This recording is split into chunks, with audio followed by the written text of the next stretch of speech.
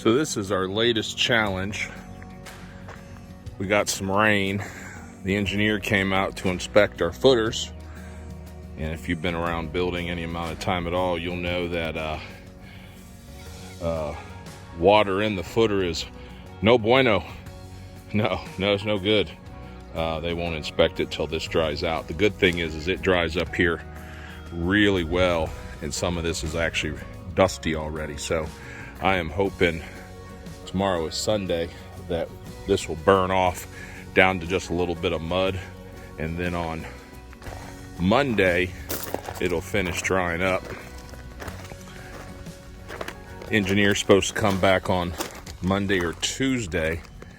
This was pretty full here, and it's just about gone, but we've got a big old rock right where this footer is, so it's keeping that water from coming around.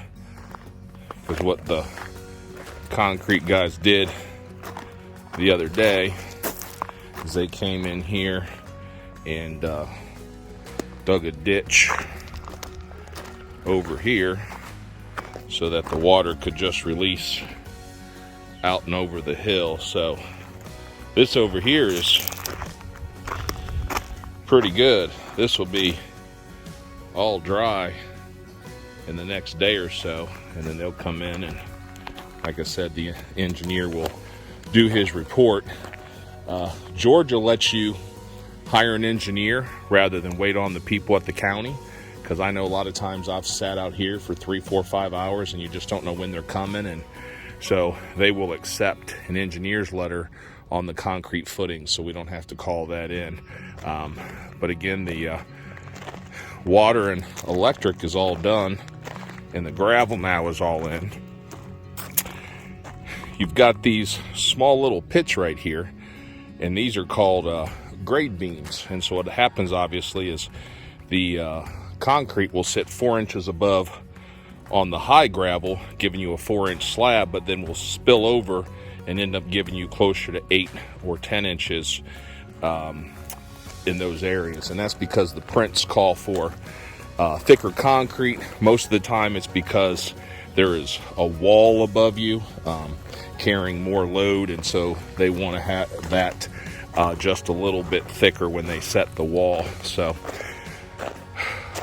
but this water is a thing, and so hopefully it was hot today, and we had a lot of sun, and this was a lot more full today than it is right now. So we should be in good shape when Monday rolls around.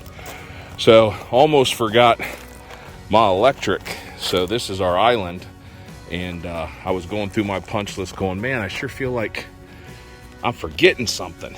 And about 11 o'clock the night before I needed to get out here, I called my electrician and said, hey man, we've got to run our electric out to the island. So this is the island, and then now it's underground back here. Now this is a wall, and so we can put our Romex, because once this is poured, there's no way to get our electric over to the island. We'd have to cut the concrete again, and so we obviously don't want to do that. And so we snuck that in, and you need power for obviously outlets, dishwasher, your garbage disposal, those kind of things. So that's what the gray pipes are there for. We were lucky enough to sneak those in, and so now we just wait for the concrete guys to come back. They're scheduled to pour on Wednesday of this week, so they'll go ahead and they left this open. We talked about this in one of the other videos, so they can get in and out with the gravel.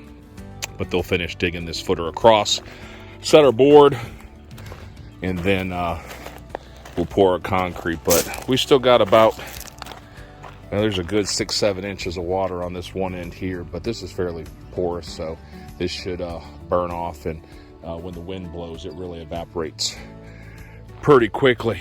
But yep, gravel's all spread, and we are ready to go. And it is a nice day out here. I was out mowing, and the grass is really coming in that we planted last year, and so we've got a really nice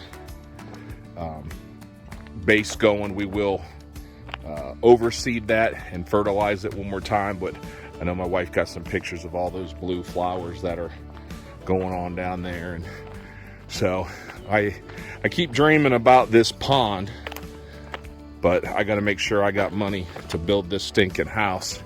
But if you can see out there, just so I can find my markers, that is the outline of where the pond would actually go, where I mowed.